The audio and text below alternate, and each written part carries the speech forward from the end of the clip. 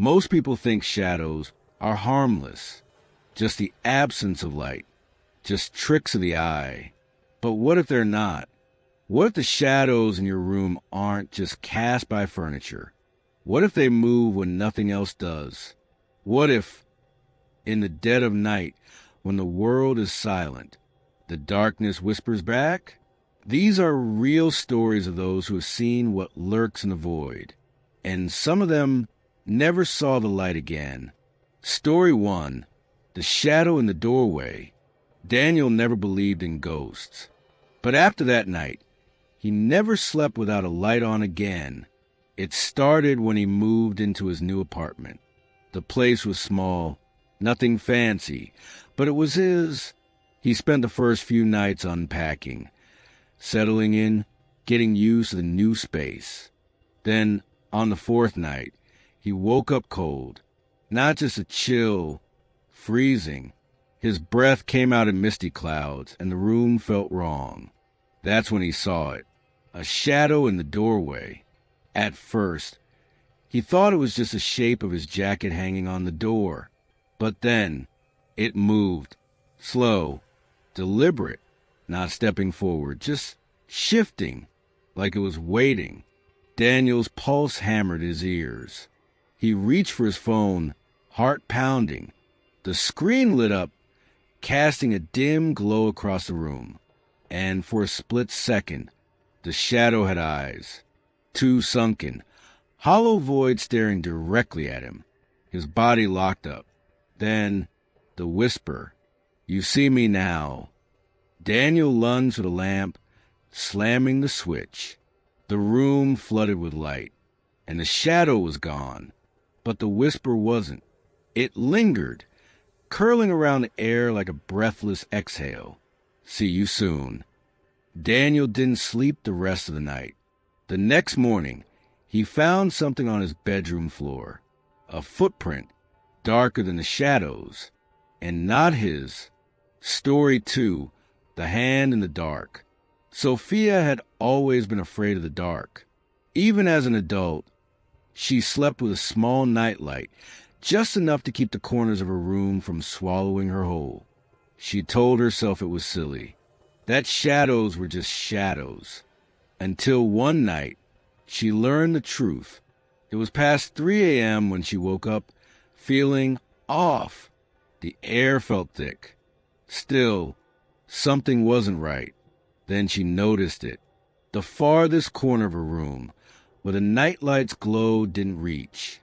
It was darker than usual. Too dark. Her breath hitched. The shadow there wasn't just sitting. It was moving, slowly. Then, something stepped forward. Not a person, not a full figure. Just a hand, long, thin, blacker than the darkness around it, stretching out a shadow, fingers curling against the floor. Then another, more hands crawling out of the void. Sophia's body locked up in pure terror. Then a whisper, "Come closer." Her stomach twisted. She couldn't move, couldn't breathe. The fingers tensed, pressing against the floor like something was pulling itself up from the dark. Then the nightlight flickered. For a split second, the room plunged into total blackness. And in that instant, something touched her ankle. Cold, wrong, like fingers made of shadow. The light snapped back on. The corner was empty. The hands were gone, but the whisper lingered. "Next time, I'll reach further." Sophia never slept in the dark again, because now she knew. The shadows remember, and they wait. Story 3, The Figure Behind the Curtain. Marcus had never been afraid of the dark, but after that night, he learned that sometimes the dark is afraid of what hides inside it. It was a quiet evening, rain tapping against his apartment windows. He was getting ready for bed, brushing his teeth, when something shifted in the reflection of the bathroom mirror. His bedroom door was slightly open, and beyond it, the curtains by the window moved. a slow, deliberate sway, like someone had just stepped behind them. His chest tightened. He lived alone. Marcus set down his toothbrush, his mind racing. Was it the wind? No, the windows were closed. A trick of the light? Then a shape, tall, motionless, standing just behind the curtain. The faint outline of a figure, barely visible in the dim room. His heart pounded. The air felt wrong, like the silence itself was pressing against the skin. Then the curtain bulged outward, like something was leaning toward him. Marcus's breath came in sharp, panicked gasps. He reached for his phone, ready to call someone, anyone, but as soon as he unlocked the screen, the curtain went still, flat, normal, like nothing had ever been there. A tense silence filled the room. Then a whisper, "You almost saw me." Marcus's stomach dropped. The voice wasn't coming from the window. It was coming from behind him. His body went cold. The mirror, slowly. His eyes flicked to the reflection. And there, standing right behind him, a tall, dark figure. No face, no features, just a shadow stretching too tall, its fingers too long, reaching toward him. Marcus spun around, but there was nothing there, just the empty bathroom.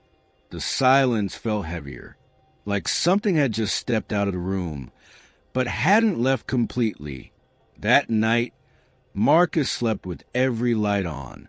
The next morning, he took the curtains down, but every so often, he catches a glimpse of movement in the window's reflection, a flicker of a tall, dark shape, waiting, watching, because now Marcus knows it's still there, and next time, it won't be hiding behind the curtain. Story 4, The Footsteps in the Ceiling.